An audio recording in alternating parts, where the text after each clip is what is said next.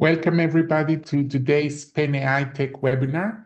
Penn AI Tech is the Penn Artificial Intelligence and Technology Collaboratory for Healthy Aging, an initiative funded by the National Institute on Aging. Today, we're very happy to have with us Dr. Brianna Vecchioni, who is a technical researcher with the AI on the Ground team at Data and Society Research Institute and a PhD graduate from Cornell University. She studies socio-technical auditing and accountability and how large language models shape mental health, meaning making, and care, with contributions spanning research, advocacy, and AI governance policy. Her work has been published in leading scientific journals and conferences such as Communications of the ACM, ACM Chi, and a Best Paper Award at ACM Fact. Brianna's research has been supported by leading institutions and funders, including Google, Facebook, Microsoft, the National Science Foundation, the MacArthur Foundation, the Mozilla Foundation, and the Notre Dame IBM Tech Ethics Lab. I want to remind our attendees that you can use the Q&A feature on Zoom to post any questions for our speakers, and upon completion of her talk, we'll have a chance to do a Q&A session. So with that, Dr. Vecchioni, thank you so much for joining us today, and I'll hand it over to you.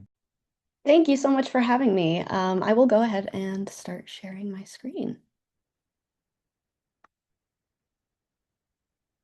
Okay, does this look good? Yes. Great.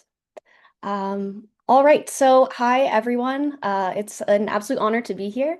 Again, my name is Brianna Vecchioni. I'm a researcher with the AI on the Ground team at Data and Society Research Institute. And lately I've been working on a multi-method project investigating how people are using large language models or chatbots for mental health, emotional support, and therapeutic purposes. So we have an interdisciplinary team of colleagues. And so we have a medical anthropologist, someone from the STS. My background is computer and information science. And basically, we are looking at how people are turning to these large language models, particularly in moments of emotional vulnerability. So we've conducted interviews, we've done focus groups, we've also done a month-long diary study with users who are navigating everything from chronic anxiety to burnout to loneliness, grief, or identity formation. And through this work, we're trying to understand how these technologies are not only used, but lived with, and how they're reshaping notions of care, trust, and mental health broadly. Just to tell you a little bit about Data and Society as an organization, we're a nonprofit research institute, and we study the social implications of data-centric and automated technologies. So we bring together, by definition, researchers from different disciplines, right? Like social science, law and policy, science and technology studies, design. And we produce public-facing work that then informs policy, practice, and then public understanding as well. So our team focuses on the everyday realities of AI, so what it means to center users, power, and context, in understanding how these systems actually function in the world. So today I'm going to share sort of some of what we've been learning about chatbots as emerging tools of care, basically why people are using them, what kinds of emotional labor they're doing, and what this tells us about broader health and tech landscapes that we're all navigating right now. So I'm sure by now we've all heard the headlines about AI replacing therapists, or exacerbating mental health crises. Mainstream media coverage of AI chatbots and mental health has swung between, this degree of fascination as well as this degree of panic. On one end, you see stories of emotional connection and maybe even clinical trials that suggest some therapeutic promise. And then on the other, you see these lawsuits, tragic losses, and then reports of harmful or destabilizing interactions. And these headlines reflect a very real set of public anxieties, right, about blurred boundaries between humans and machines, the commodification of care, really, and about the risks of deploying emotionally persuasive technologies into already fragile mental health ecosystems. But we also noticed what's often missing in these discussions, which is the voices of people who are actually using these tools, right? So how do they understand their own chatbot usage? What feels supportive? What feels uncanny? And what might sit maybe somewhere in between? So our research then tries to complicate and contextualize this moment by moving beyond the headlines to kind of ask how people are living with or relying on, and sometimes actually just struggling with these systems in their everyday emotional lives. So we had a set of research questions, as you might imagine. As we began this work, we wanted to understand how users are integrating these tools into everyday emotional and therapeutic routines, right? So the first question we asked was, how are they going about incorporating chatbots into their lives? Not necessarily as productivity aids or search tools, but as supports in things like coping or decision making or even self-soothing. The second one we were curious about, oops, sorry about that, was how users are interpreting the support they receive. So, what does it mean for them to feel supported by something that isn't sentient, right? Or human? In what ways do users kind of act upon or emotionally respond to chatbots' forms of support? And how are they coming to trust or doubt what the chatbot then reflects back to them? Our third question centers on risks and relational dynamics that emerge. So things like what form of emotional reliance or misrecognition or even attachment might develop. How and what does that look like over time? For some, we found that the chatbot becomes kind of this like anchor or witness, and we'll talk about that more. And then for others, there's these feelings of confusion or disappointment or even actually this kind of sense of betrayal when the system is responding kind of inconsistently or forgetting prior exchanges, things like that. And then the final thing we asked was the long-term effects of these interactions, right? So, what do users find beneficial? And then what concerns are emerging through their continued engagement? This is our methodology. For the past 7 months, we've been closely following people and how they've been using these systems for support, therapeutic self-regulation, and emotional companionship. And so basically, our approach was intentionally grounded in this like qualitative depth. So we conducted this like in-depth entry and exit interview process. And we also hosted focus groups where participants were able to speak to each other directly about their experiences, as well as share resources. So they were able to engage with other people who were using these chatbots in a way that they are using them also. And oftentimes, this was actually the first opportunity they had to meet and discuss their usage with other people. Um, we also ran a diary study, a 1 month diary study. Basically, users were asked to log and reflect on their real chatbot interactions in context. And then we also had this data donation component. So basically, participants were invited to submit their chat logs if they were comfortable doing so. And then the next step, we recently finished this up, the final data collection portion of our study a couple of weeks ago. So early in the year, we will then be analyzing them through more qualitative coding and conversation analysis. But in the meantime, I'll give you, some of the preliminary findings that we've been talking about. I do want to mention that crucially, we didn't actually go in with a predefined stance about whether chatbots were helpful or harmful, right? We instead decided to begin by asking what people were seeking in these tools. And so in this way, we were able to kind of stay attuned to the real ambiguities and the contradictions in the way these tools are actually being used, and then as well as the diverse contexts of the people that then bring to them. Okay. Oop, sorry. Oh my gosh. Okay. So one of the most consistent findings across our interviews and our diary entries and our focus groups was the timing of chatbot use. So people often described turning to chatbots during moments that were marked by some kind of emotional isolation. So what many described as being alone. And this wasn't limited to just physical solitude, right? There were moments where people felt unsupported or unregulated or emotionally kind of unanchored by the real circumstances in their lives. So, for example, some talked about reaching for the chatbot right, like in the middle of the night when they had anxiety and couldn't sleep. Others might use it to manage overwhelm between like back-to-back work meetings or like a interpersonal kind of situation at work or at home. Some people actually turn to it in the quiet right after maybe a conflict with a loved one when emotions are still a little raw, but no one else was kind of available. And then there were a number of participants actually that mentioned kind of hesitating to contact friends out of things like shame or because they feared of being a burden to their loved ones, while others just had, right, like no or little access to therapy due to things like cost, availability, trust in the therapist. And then in these instances, the chatbot actually became like the only viable outlet for them. And I think that these examples really kind of point to a broader condition, which is that emotional and relational needs are increasingly mediated through technology, not necessarily because people are preferring it that way, in all instances, but because it's what's available, it's what's affordable, and people see it as a non-judgmental space.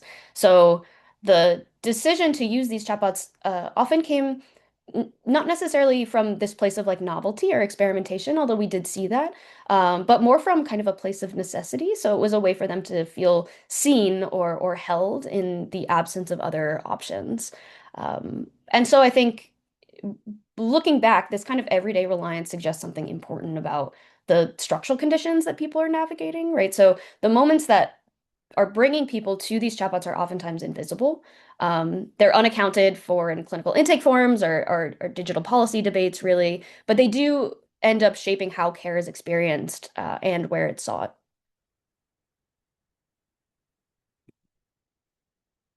Okay. Um, all right. So, uh, this foregrounds solitude as kind of a central theme within the work, not necessarily as like an incidental backdrop to chatbot use, but we found it as like a structural condition that shaped when and how participants were turning to these systems. And so, in these transcripts, the degree to which we've been able to go over them, solitude rarely just meant being physically alone, like I mentioned before. So, participants were describing kind of more layered forms like social exhaustion after maybe like masking all day at work, or the emotional risk of opening up to someone who might not respond favorably. Also, the cultural pressure of managing one's distress kind of privately. And in these contexts, it wasn't that the chatbot use was like only convenient, it was just like the only available option that felt safe for them. So these technologies offered a variety of things that were distinct, right? It's this continuity without kind of consequences, this responsiveness without the emotional risk, and then the attention without the obligation, right, of having the mutual exchange. And so they were, in other words, kind of tools for staying in motion while you're emotionally exposed, especially when pausing to seek help feels a little bit fraught. And a lot of participants actually frame this as part of a broader emotional infrastructure of loneliness. So they spoke about the scarcity of spontaneous connection, especially in American cities. So we had multiple people who compared their experiences in the US to some time spent abroad, although everybody was in the United States and a US citizen that we included in the study. But they noted how there are certain everyday social rituals in other countries, things like communal meals, or things like shared commutes that provide this buffer against this like emotional strain.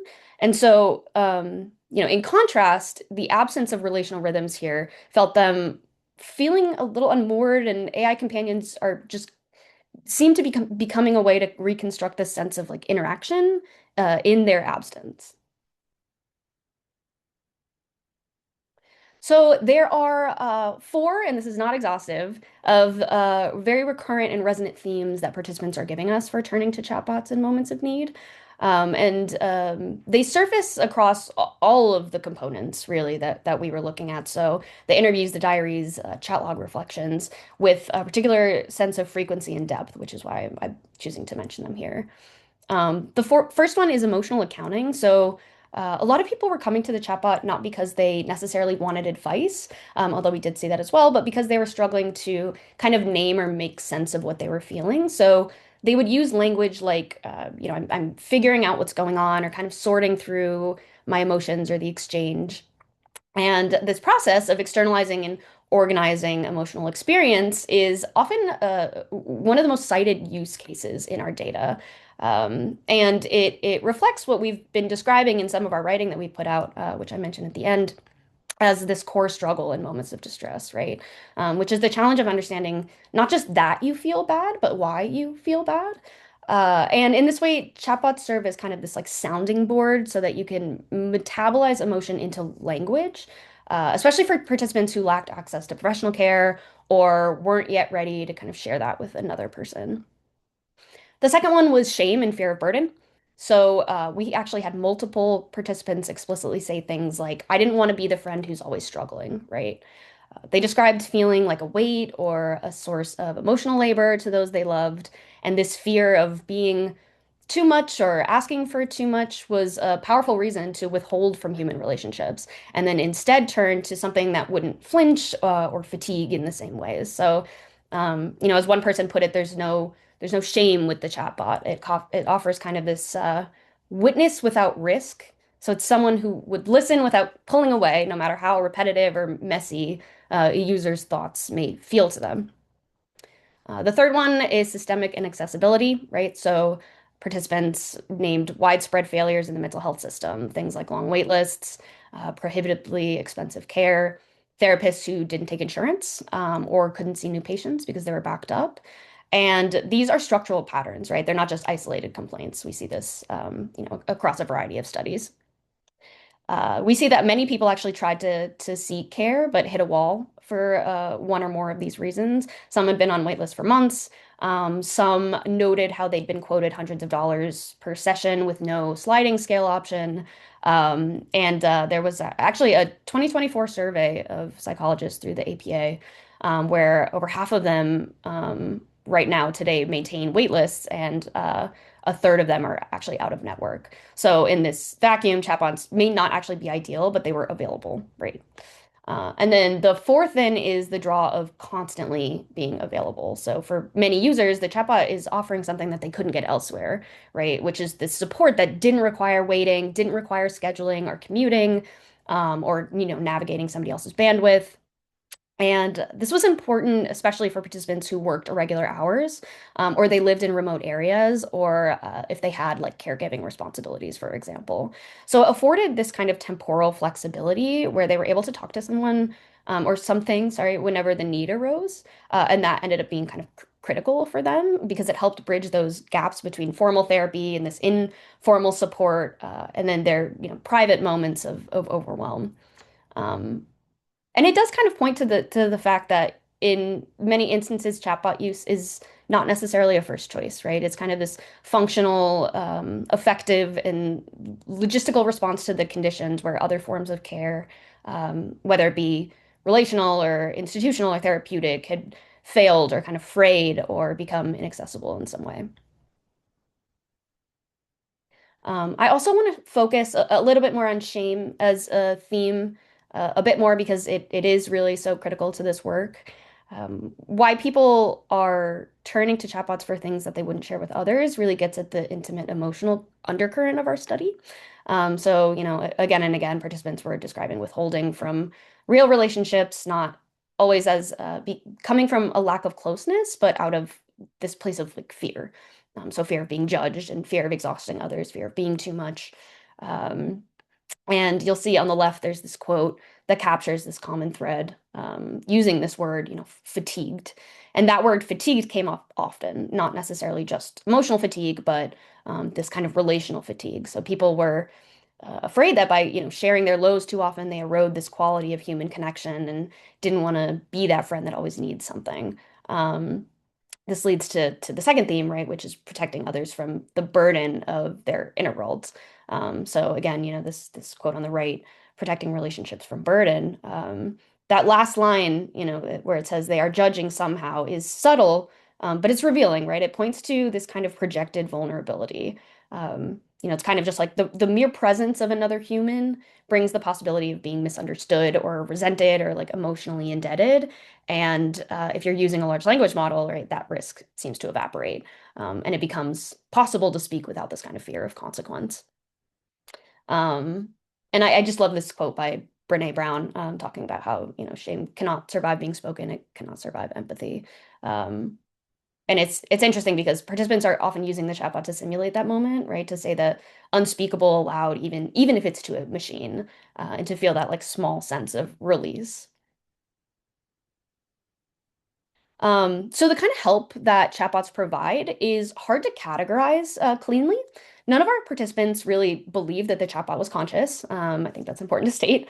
They weren't confused about its like ontology necessarily, but that didn't stop them from calling it things like a friend, or saying things like, "Oh, it just gets me." And over time, chatbots became many things. We heard all of these terms, right? Coach, therapist, friend, sounding board, confessional space.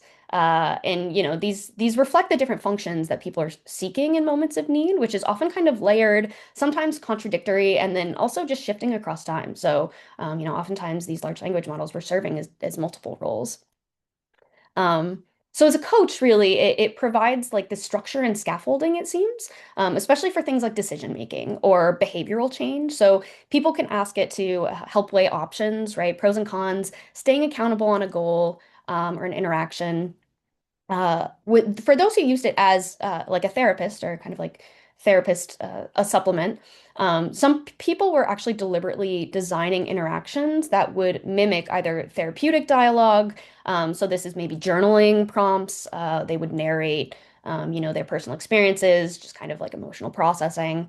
And this actually surfaced, as you might imagine, for people who had none or limited access to professional care.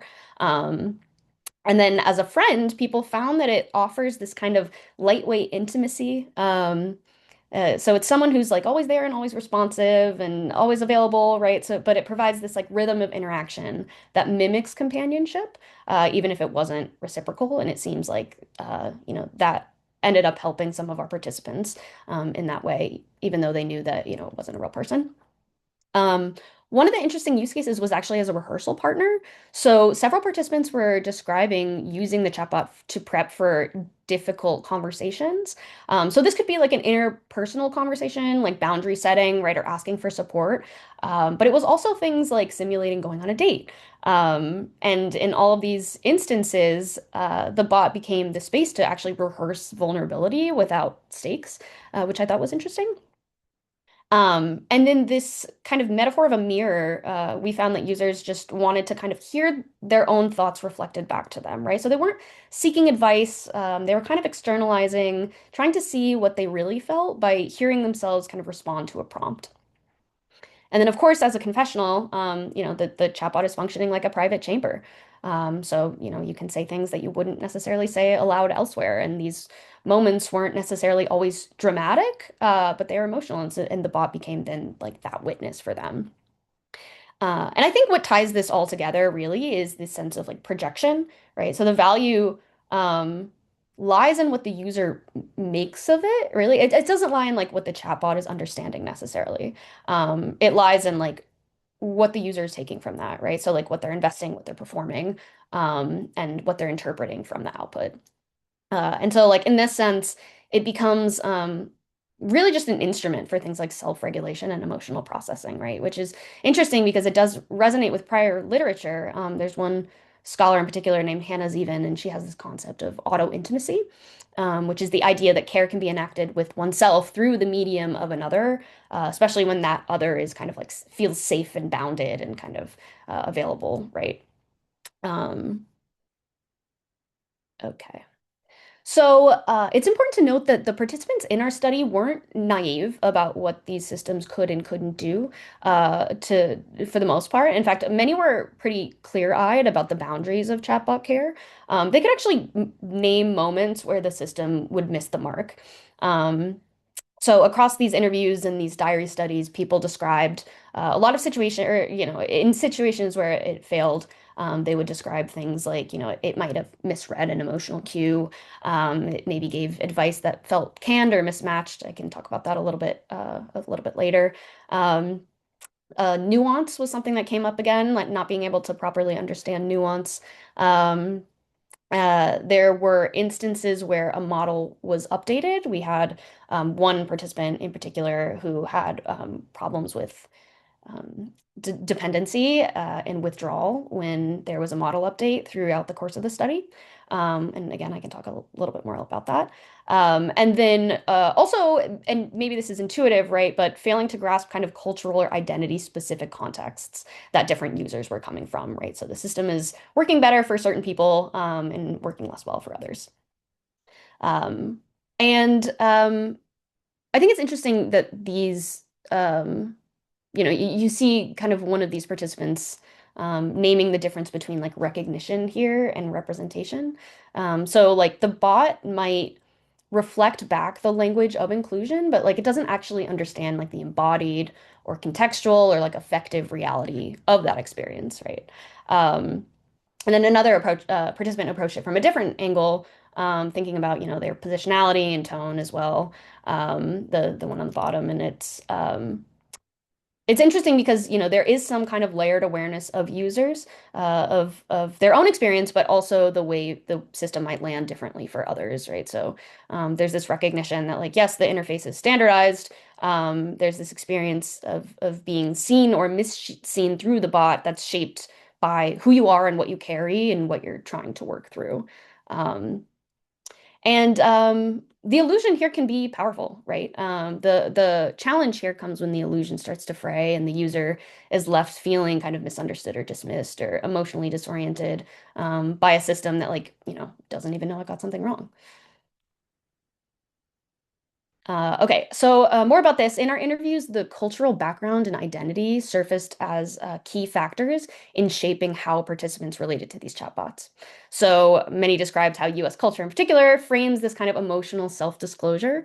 And several participants noted actually that some norms around like individualism and self-reliance and emotional containment created barriers to seeking human support, right? So in this context, the chatbots are this workaround. And loneliness wasn't framed as like, a passing mood. It was kind of just like talked about as to some degree like an existential condition woven into like daily lives and maybe reinforced by structural forces like work. Or lack of third spaces was something we heard as well. And maybe exacerbated by these cultural expectations that make it feel like interdependence is like out of reach, right? So um, and not all users felt equally seen by these systems. So identity shaped a lot of moments of misrecognition. So for example, I had one participant who is South Asian and was dealing with an interpersonal issue with family. And when they were speaking to the chatbot encouraged them to kind of break off this connection with a family member. And their response was, I come from a family where that's not the cultural way that we do things. And then once the user mentioned that they were South Asian, they said that the chatbot started talking to it about like honor, right, and glory and family and things like that. So, the stereotyping then comes into play. We see instances of that for sure. Um, yeah, so participants who are particularly those from like racial or gender diverse or queer backgrounds maybe were encountering these responses that fail to register the depth of their experiences. And these moments revealed these limits, right? So when the system failed to mirror kind of key aspects of a person's identity, then it makes it clear that the emotional resonance is only partial. And even the most conventional of conversational of models that we see in today's day and age are still falling short of real recognition, right?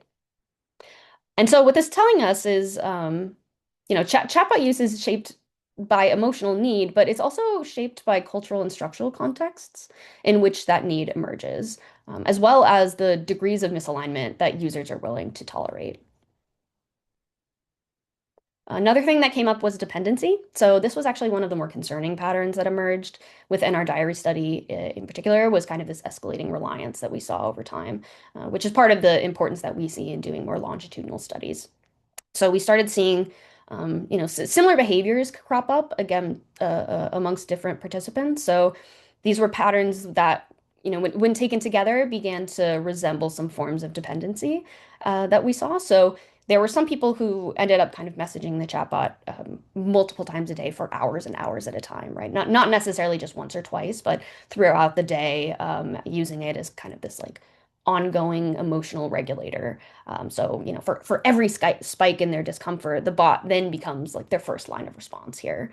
Um, and then we actually found that others said that they had started to withdraw from therapy or decided never to pursue it in the first place because of this kind of constant availability of the chatbot and that it was accessible. It was always there, didn't require money, et cetera, all these things that we mentioned before. Um, and then when the model changed, so when personalization features disappeared, or maybe the tone of responses might have shifted because of a model update, we found that people would describe feeling kind of destabilized, disoriented, and they were actually emotional disruption. So one participant had formed an attachment to a chatbot they described as both therapeutic, but then it kind of drifted into this romantic companion over time, and was talking about the transition from GPT-4o to GPT-5. And in GPT-5, they scaled back some of the personalization features, and the bot's tone changed for this participant. And so the stored preferences were lost, and they used language like, oh, it feels like a breakup, right? And they knew intellectually that it wasn't real, right? The chatbot isn't real, but it felt real. And I think that that's really important to distinguish, right? Because it didn't change the emotional weight of that experience. And you'll see this quote from this participant below. And I think, this dynamic raises kind of important questions around this like frictionless design and how it affects emotional reliance, right? Um, because the bot is always there, that ease of access can mask the intensity of the attachment that's forming. And even though none of our participants, believed that the chatbot was conscious, there was still that emotional connection that they did feel over time. And sometimes that connection was surprising to them. They didn't necessarily anticipate that degree of feeling in relationship with the system. Um, and this, yeah, and this emotional resonance, I think, even when intellectually kind of disavowed, still shapes like behavior and attachment and need. And they suggest that there are certain usage patterns, especially under conditions of maybe high stress, or limited alternative support, that can evolve into something deeper, right? These issues of like emotional dependency. Another interesting thing here was a pattern that emerged in our interviews that related to kind of the disconnect between understanding of the system and concern about the system. So one of the things that we asked participants was the awareness that they had around potential risks. So we see these risks as things like data breaches, model hallucinations, things like platform trust. And most of them could name at least one issue, right? Even maybe in vague terms if they didn't have a ton of education into the way that these systems are working. Others had maybe a more detailed understanding. But we actually found that knowledge alone wasn't necessarily a reliable predictor of the behavior. So we started mapping these responses across these two axes, the implications. So this actually revealed kind of four orientations that was somewhat surprising for us. So in the top right, we have people who had both high knowledge, they knew a lot about, the way that these systems worked, but they were very concerned, right? So these users were talking about how uh, there's a lot of risk here when you're kind of taking this system as an authoritative figure and believing it at face value, right? So kind of understanding the nuance between like a lived embodied situation and the way that a large language model can kind of process that information. Um, Bottom right, we have people who, had a limited understanding of technical knowledge, but still, right, had this deep concern. So, this kind of generally stemmed from this sense of unease about things like, surveillance, corporate overreach, privacy implications. But even when they couldn't necessarily explain like how a harm might occur, there was still that discomfort. Um, and we also found that people who understood a fair amount were sometimes unbothered. So we heard things like, how is my data or my lived experience that different from anybody else's, right? Like I don't really necessarily mind if it's trained on my data because I see the problems that I face in the world similar to the problems that other people face in the world. And then, there were people who maybe didn't know a lot about it and maybe weren't that concerned about it. So, maybe they had not considered the risk or kind of shrugged off the risk.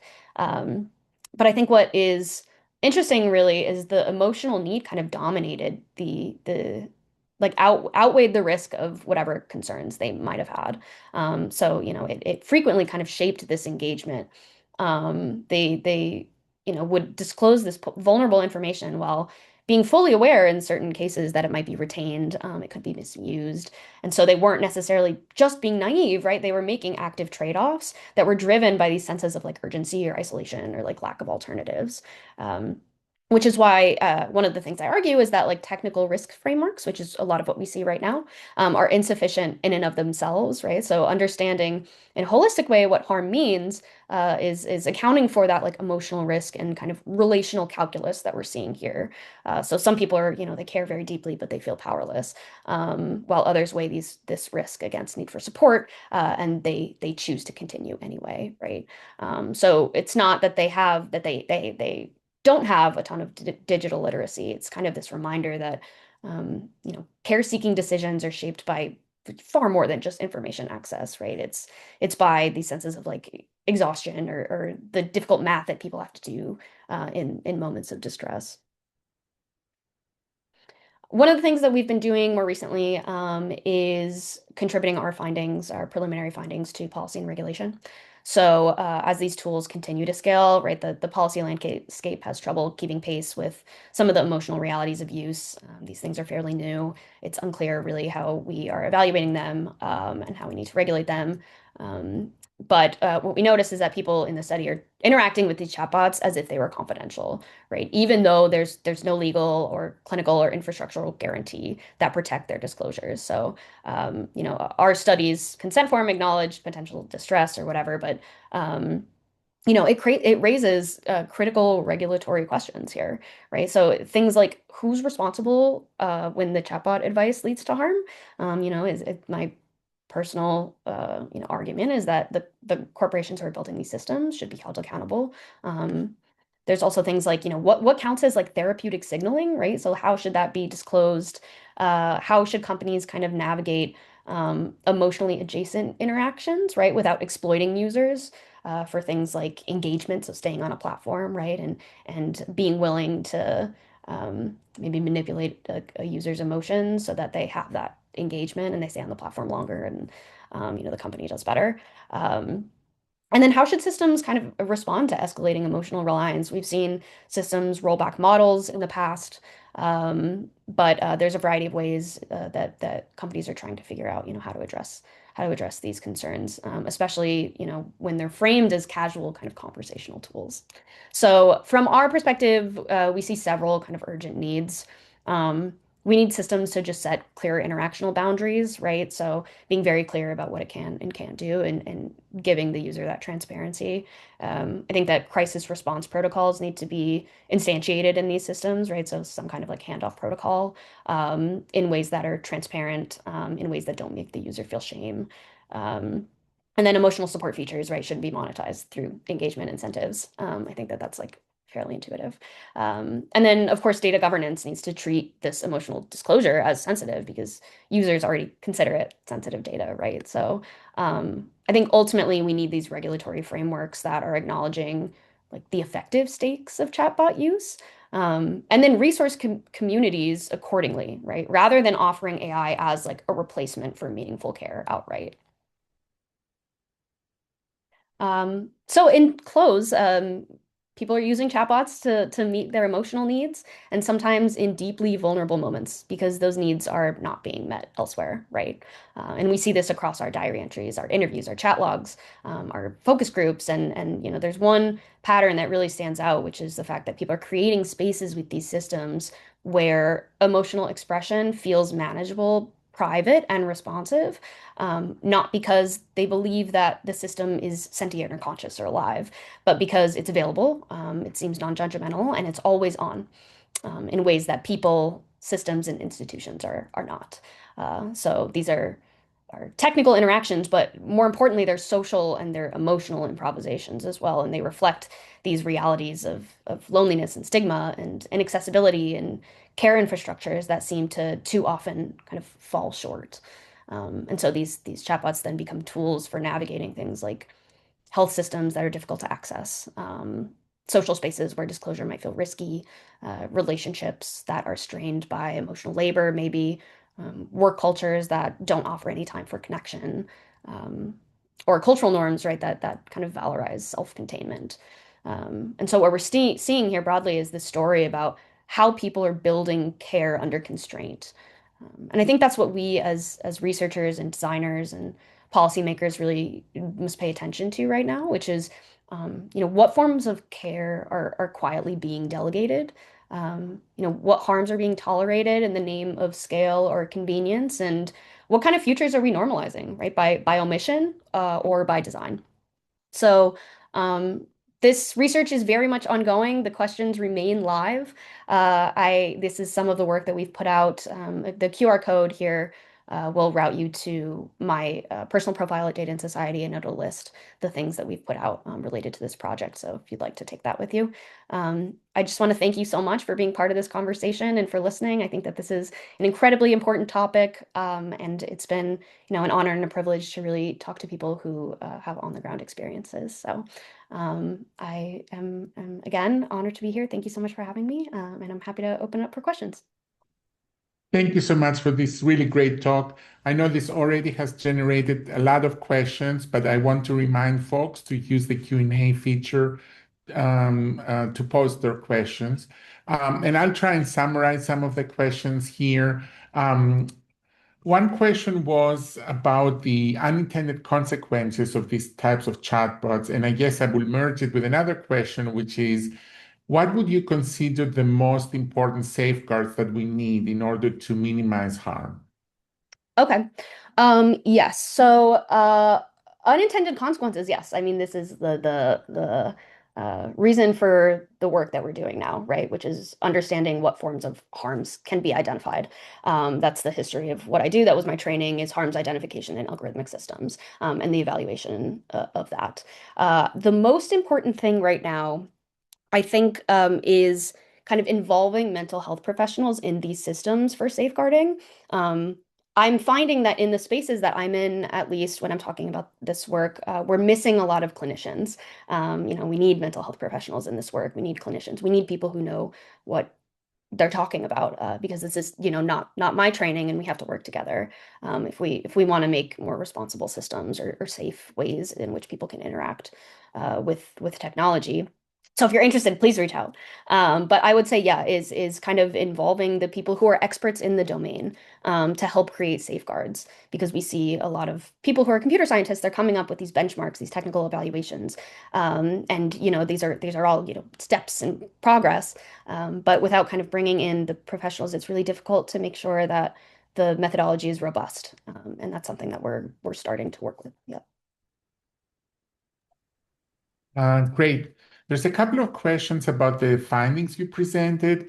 Uh, what were the participants' demographic characteristics? Were they younger people? Yeah. And So, oh, sorry. no, go ahead. Yes, so we had a pretty balanced, I would say, set of participants.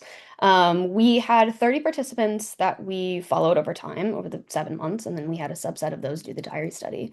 Um, we got the age range, the youngest age range was about 20, and then the oldest one was mid 50s. So we had quite a range, actually, which was interesting to see the ways in which different, ranges of people and different types of people would use them over time.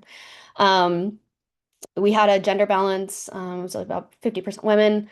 Um, and then we had a pretty, I would say, a broad span of race and ethnicity, demographics. So I think we had, I'm just looking at my stats right now, as 20% Black individuals, 20% white individuals, 11% Asian individuals, 11% South Asian, et cetera, et cetera. So we really tried to be intentional about making sure that we weren't just studying one type of person in our work. Um, Actually, several people have asked, given that in our collaboratory, we tend to have a focus more on gerontology and aging. So a question is, do you feel older people may be more vulnerable to misuse or abuse through the use of chatbots? Do you see addiction as an issue? And then along the same lines, do you see in general generational differences in how users utilize chatbots? Hmm. These are good questions. One of the things, I was just having this conversation the other day, is I see older adults in this field being understudied. There may be a variety of reasons for this. One is maybe they just don't engage with large language models as frequently, but especially, in like maybe retirement age or older. I haven't seen a lot of people that have at least volunteered for our study, that have been of that age. I think that addiction is An issue for older adults for sure. It's difficult to say without actually doing research if it's more of a risk than with adults. I think generally the behavior of anthropomorphizing a system is something that we are seeing more of, and something that then kind of leads into these conversations that might open routes for dependency and over reliance. So I see that as a risk for anyone who uses the system generally. Yeah.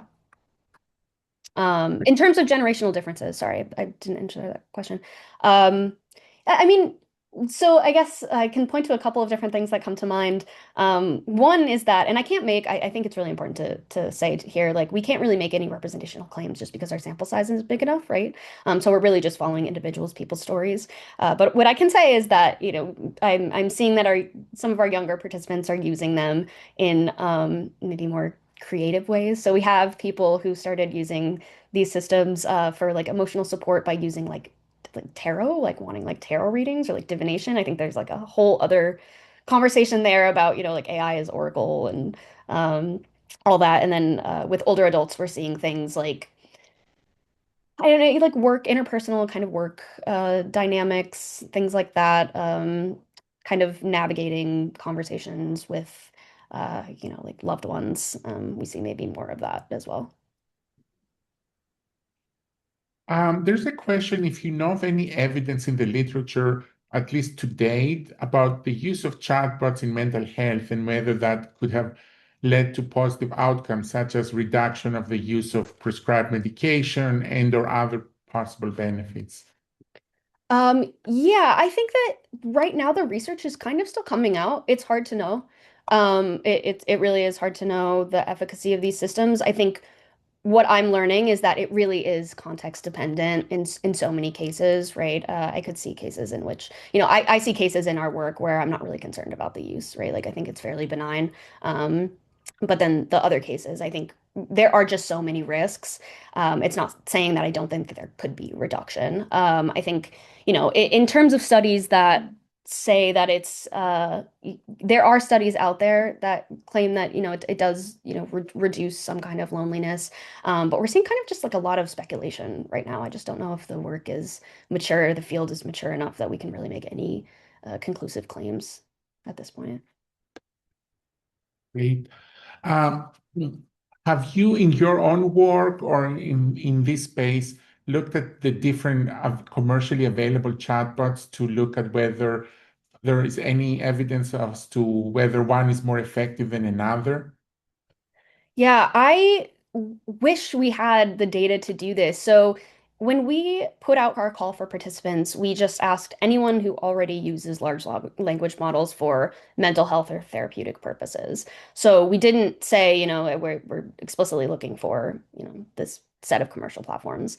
We just wanted to see what people were using. The majority of what people are using seem to be, at least in our participant pool, ChatGPT. So I can't make a definitional comparative analysis between the platforms. It's definitely something that we would like to do in the future.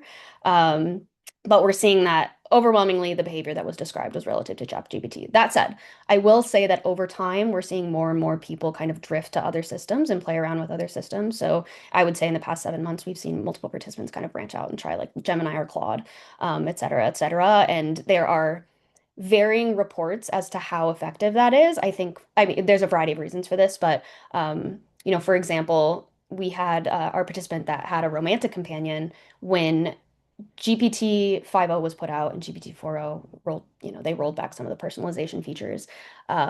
This participant tried to actually extract the persona of their romantic AI companion and put it into Gemini as another model and see if that would kind of revive the persona that they had, their companion. So, I think in that instance, he mentioned that there was like too much loss and it was hard to, kind of create that same interaction. But for other purposes, people seem to like it. So, it really depends.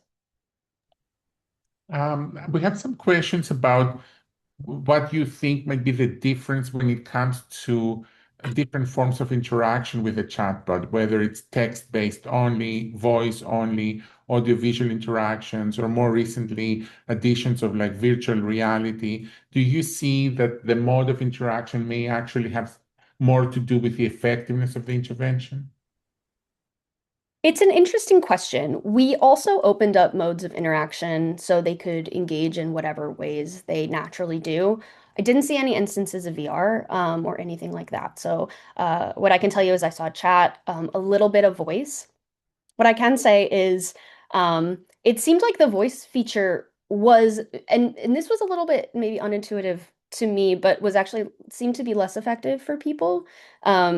And some of the reasons in which they reported them as being less effective was because a lot of the prompt responses were like very long, right? A lot of them have these like bulleted lists, and so it didn't read necessarily like as a conversation. Whereas when they would use the text feature, it seemed like they could kind of skim through the information and take what works for them.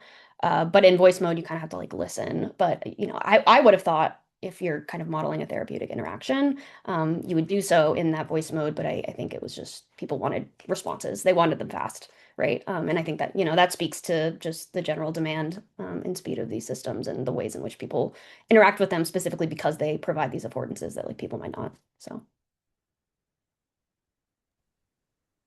Great. And I think we have some other questions, and I'll try to kind of summarize them. Um, any other thoughts about LLM bias? Today, they announced that Times Magazine's Persons of the Year are the AI architects of um, the last couple of years. And along those lines, do you see more work, more emphasis in the development of chatbots in mental health, given that there is now such a growth in that space? What are your thoughts about the future? Wow, that's many questions rolled into one. So I guess go in order. LLM bias. I mean, yeah, that's a broad question. I have many thoughts about LLM bias. We see that these biases kind of surface in ways that other algorithmic harms have surfaced in the past, right? So things like training data, model parameters, the ways in which these things operate. It's hard too, right? Like even for the engineers, because you only get so much opacity into the way that these systems are working on the back end. So I take that to heart too, because we're all trying to work together to prevent harm here. But we do see bias. I mean, some of the examples are some of these like representational harms. Maybe they're identity based. There's things that we see bias even in terms of like the way in which it might handle a conversation, which is maybe more Western contexts. And I mean, even the way that it talk like we talk with it, right? That's an interaction mode that is pretty normal, but at the same time kind of disconnected. It looks more or less like a person that you would talk to on a screen, even though it's not, but there is kind of that like cognitive dissonance that we're seeing. So it's maybe hard sometimes to pick out the bias. I think right now what people are able to identify are instances in which it's just like hallucinating kind of. And then sycophancy as well, right, is a huge problem related to bias. We know this. There's been a lot of literature on this, right? These companies have put out statements on sycophancy and the degree to which it's an issue. The users that we've talked to seem to really hate sycophancy, honestly. Like, overwhelmingly, we see some people who are looking for validation, like they don't really mind that. But when it's like overly agreeable, people actually seem to have like the reverse reaction to that, where they are a little bit, we've seen people, kind of circumvent it by putting into their prompts, like, don't tell me what I want to hear, right? Like, play devil's advocate, things like that. Um, I definitely think we're going to see a lot more of this in the coming years. Yeah. I was saying earlier, so Brown University recently has initiative where they're partnering with us as an organization as well as a bunch of other academic organizations to build like safe and responsible and accountable systems for AI and mental health care. So this is already something that's occurring. I expect that we will be seeing a lot more of it in future years for sure. So I'll be around. We'll keep doing this work. But again, if you're interested in this kind of work, and especially if you're a clinician, we really need you in this space. So please feel free to reach out. That's really great. And actually, there are some other comments where people want your contact information, which you had in your last slide, and want to discuss specific ideas or further questions. So please feel free to do so. I want to thank you again so much for this wonderful presentation and the really productive discussion that emerged, and for joining us today. Reminding our attendees that our next webinar will be on Thursday, January 8th at noon Eastern Time with Dr. Nathan Price, who is professor and director of the Center for Human Health Span at the Bach Institute for Research on Aging, talking about the age of scientific wellness, translating AI-driven insights into human health span. The recording of today's webinar will be available on our YouTube channel by the next week or so, or the next 10 days. And so with that, Dr. Vecchione, I want to thank you again so much, and thank you all for attending. Thank you so much. It's truly been a pleasure.